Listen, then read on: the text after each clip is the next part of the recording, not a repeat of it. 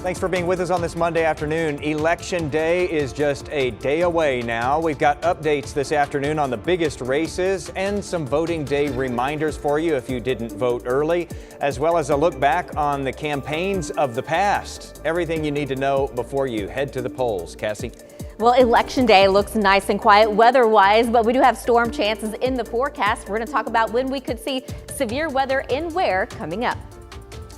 Plus, according to U.S. Central Command, now the U.S. has struck more than 1,200 targets in Iran in just the first 2 days of what they are calling Operation Epic Fury. We've got a new update from overseas. And in fact, that is where we begin here at 4 o'clock this afternoon. Thanks for being with us, everybody. I'm Jason Wheeler. The death toll is rising in the war with Iran. U.S.-Israeli joint strikes on Iran killed its supreme leader and a growing list of senior officials there. And now, according to state media, more than 150 girls at an elementary school in Iran. Maribel Gonzalez has the latest today on the conflict as the president is now making his first public remarks on the war with Iran. Today, the United States military continues to carry out large-scale combat operations in Iran to eliminate the grave threats posed to America by this terrible terrorist regime. In his first remarks since strikes in Iran started Saturday, President Donald Trump said Iranian leaders ignored U.S. warnings not to rebuild its nuclear program. An Iranian regime armed with long-range missiles and nuclear weapons would be an intolerable threat. The president also told CNN Monday that the U.S. military is, quote, knocking the crap out of Iran, but the big wave is yet to come. At least 4 American service members have already been killed. In their memory, we continue this mission with ferocious, unyielding resolve. Defense Secretary Pete Hegseth said the U.S. strikes on Iran are not meant to be a regime change, but called on Iranians to, quote, to take advantage of the opportunity while explaining the president's mission. Destroy the missile threat, destroy the Navy, no nukes. The war is sending shockwaves across the globe, disrupting air travel and hiking gas prices in the U.S. House Minority Leader Hakeem Jeffries called on lawmakers to pass a war powers resolution in a vote expected later this week. The American people want us to focus on making their life better, making their life more affordable, not getting involved in another endless war in the Middle East that is going to end in failure. I'm Maribel Gonzalez reporting. We are seeing rallies across North Texas and across the country related to those attacks on Iran, and reactions are strong and split, as you would imagine. Some celebrating this and the potential for regime change. This regime is awful. They prevented me from going to school. We need the international community to recognize the right of the Iranian people and the rebellious youth to overthrow this regime. Dozens of people gathering in Plano to dance and sing on Sunday. They were waving flags there. Other Iranian Americans met in downtown Dallas on Saturday, also calling for regime change in that country. Also in Dallas on Sunday, though, some were angry about the U.S. and Israel's attacks on Iran. I don't see Iran standing down. I do think it's a strategic blunder on the part of the United States and Israel, and I think we'll soon see that the outcome probably won't be what Trump had anticipated. As we said, some split reactions here, hundreds coming out to that protest at Dealey Plaza in downtown Dallas yesterday.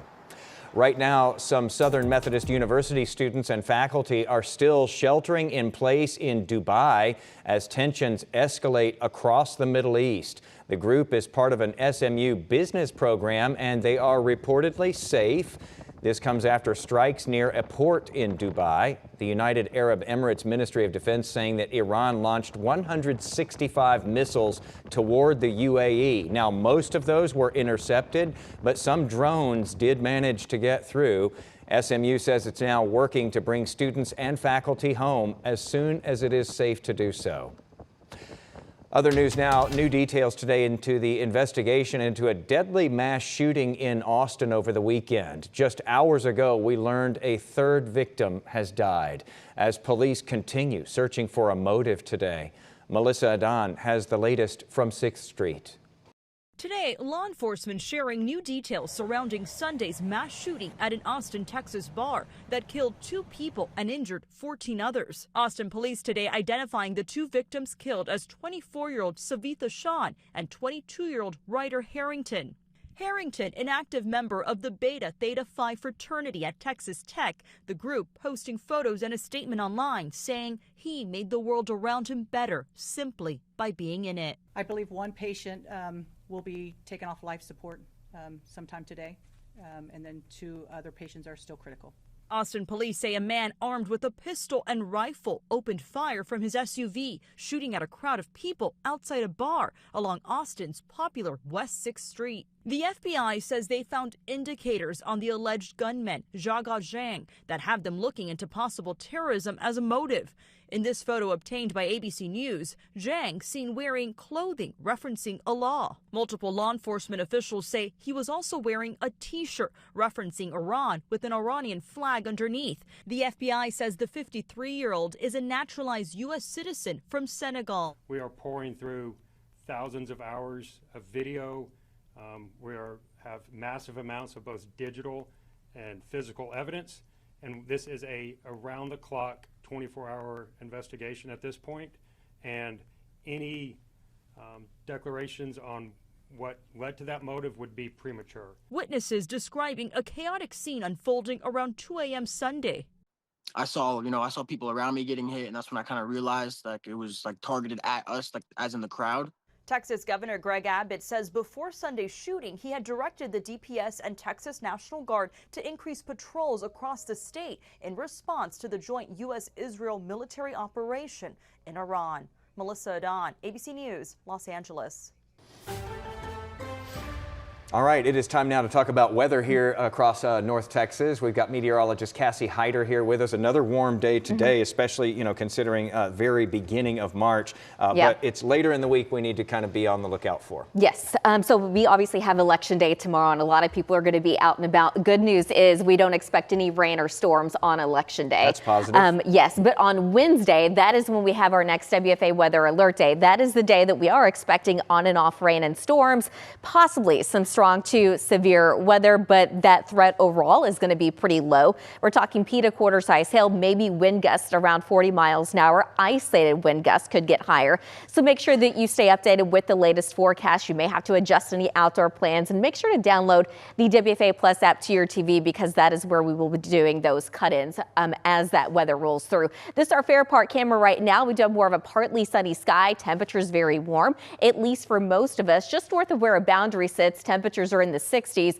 but we're at 82 degrees in downtown Dallas, 82 in Terrell, 79 right now in Greenville. Satellite and radar showing some of those clouds passing through North Texas. I think clouds will actually start to increase overnight tonight. Temperatures stay warm. We're gradually going to be falling through the 60s. Tomorrow morning, looking at a temperature of about 64 degrees, and then during the day tomorrow, it looks very warm. We're looking partly cloudy and also looks a little breezy. That wind is going to be out of the south, keeping those temperatures warm at about noon, looking at a high of about 75, but at 7 o'clock, temperatures will be in the upper 70s. Here's the latest traffic with Stacia. Okay, thanks so much, Cassie. You can expect this afternoon to be pretty busy with everybody out and about heading to the polls. These are the issues we're seeing right now. This is 183 at 161. You can see slow traffic in those westbound lanes. This is a result of an accident very close to this location. So we've got a problem involving a couple lanes blocked along Texas 183 westbound at Texas 360. So right just as you crossed into Tarrant County, you have slow moving traffic there. Also along 635, we've got a problem here that's affecting traffic. It skipped over that camera. What I can show you is that you have this backup 635 westbound at Rosser due to an accident. What we're looking at right now, though, is over in Denton County, checking in with TxDOT to figure out exactly what's causing this major backup in the northbound lanes.